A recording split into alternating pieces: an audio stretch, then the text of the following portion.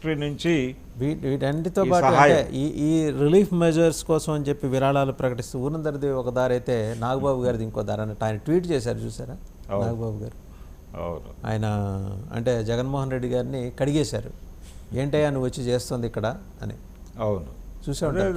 అదేనండి, అంటే జరిగినది దీనికి సంబంధించి భుజాన వేసుకుని ఇమ్మీడియట్గా, అంటే ఒక ప్రమాదం జరిగింది, అది ఎవరు ఊహించి చేసింది కాదు, అది ఎలా మీరు ముఖ్యమంత్రి టోటల్గా రోడ్డు మీదే ఉన్నాడు ఆయన, అంటే కలెక్టర్ ఆఫీస్లో కూర్చుని ఉన్నాడు ఆయన. అలాగే ఈ సింగ్నగర్ పరిసర ప్రాంతాల్లో ఆయన పడవ మీద ప్రయాణం చేస్తూ పరిస్థితిని సమీక్షిస్తూ వెళ్ళారు. ఈ సమీక్షిస్తూ వెళ్తున్నటువంటి ప్రాసెస్లో ఒక చోట ఆ పడవ పడిపోబోయింది, దాన్ని వెంటనే వీళ్ళు కంట్రోల్ చేశారు, ఆయన అక్కడి నుంచి మూవ్ ఆన్ అయిపోయారు.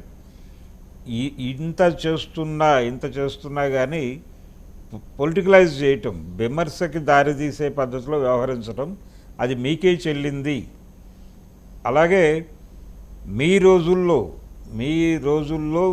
జరిగినప్పుడు మీరు చేసింది ఏమిటి అన్న టోన్లో కూడా కొన్ని ఉదాహరణలు నాగబాబు గారు ప్రస్తావించారు. దానిలో ప్రస్తావించి ఇసుక తవ్వకాలు జరిగిపోవడం వలన వరదలు వచ్చినప్పుడు ఆ క్యాచ్మెంట్ ఏరియాలో నిర్మాణాలను మీరు ప్రోత్సహించడం వలన కొన్ని ఏరియాల్లో జరిగినటువంటి విధ్వంసం వెనకాల మీ పాత్ర కూడా ఉందని చెప్పారు.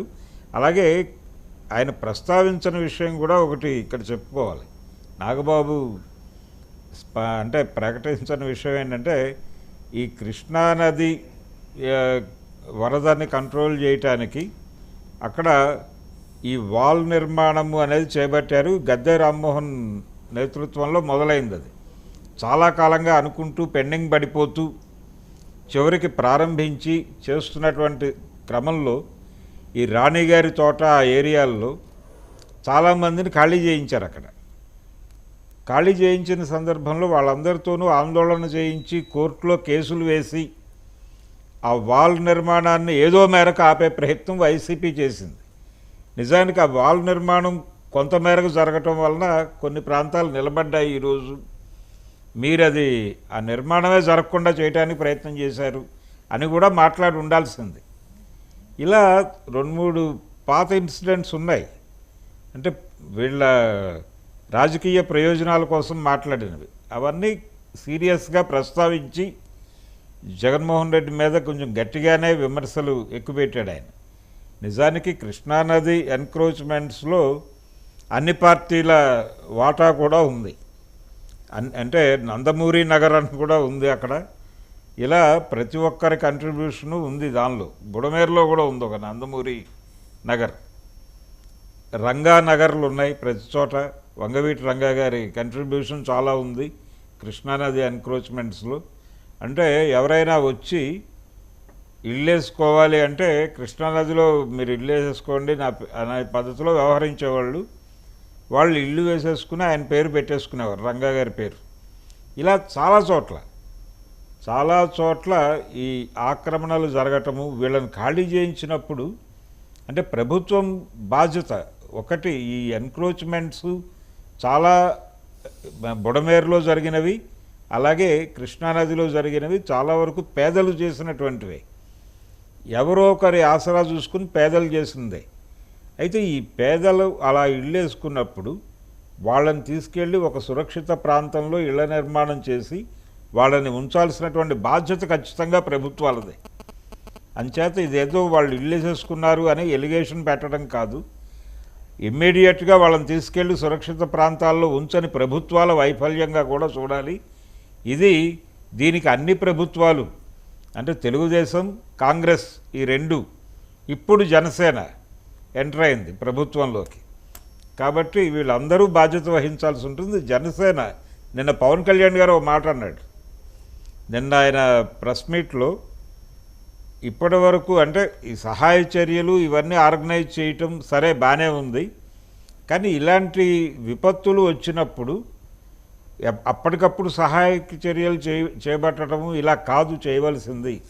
అసలు ఇలాంటి సందర్భాలు వచ్చినప్పుడు తట్టుకునేటువంటి మెకానిజంని మనం ఎస్టాబ్లిష్ చేసుకుంటున్నావా లేదా అనేది చెక్ చేసుకోవాలి కదా. అది జరగటం లేదు అని మాట్లాడాడు ఆయన. నిజమే అది. అది చాలా సీరియస్గా పట్టించుకోవాల్సిన విషయం.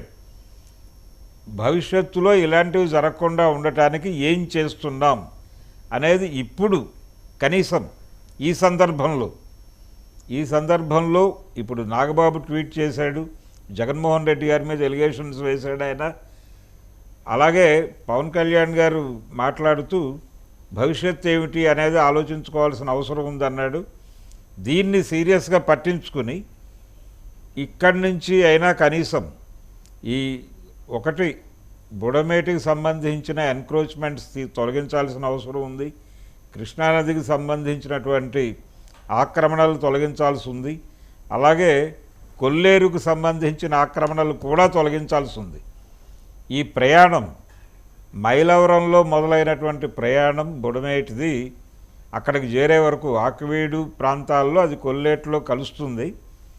ఆ కలిసిన తర్వాత అక్కడ కూడా ఎటు వెళ్ళటానికి లేదు. ఎలాగైతే నిన్న వీళ్ళు గేటులు తెరిచి కృష్ణానది వైపు వదిలి కృష్ణానదిలోకి వెళ్ళలేని కండిషన్తో మళ్ళీ వెనక్కి పంపాయి ఈ ముత్యాలంపాడు ఈ ప్రాంతాలన్నీ ప్రమాదానికి గురయ్యాయో, గవర్నమెంట్ ప్రెస్ ఉంది అక్కడ, అది కూడా టోటల్గా మునిగింది. ఇంకోటి ముఖ్యమంత్రి చంద్రబాబు గారు ఇద్దరికి అటు అడ్మినిస్ట్రేషన్కి ఇటు మంత్రులకు కూడా క్లియర్ కట్ వార్నింగ్ ఇచ్చారు. మంత్రులు అయినా సరే ఉపేక్షించేది లేదు, ఎవరిని వదిలే. అధికారులకు ఎలాగ, అధికారులు అంటే కొంచెం 5 years వాళ్ళకి ఆ జడత్వంలో ఉన్నారు కదా, దాని నుంచి బయటపడటానికి కొంచెం టైం పడుతుందేమో. ఇంకా అంటే వాళ్ళ ఉద్దేశంలో ఇంకా జగన్మోహన్ రెడ్డి గారి ప్రభుత్వమే నడుస్తుంది, మనం ఏమాత్రం పెద్దగా ఇబ్బంది పడాల్సిన అవసరం లేదు, ఇంట్లో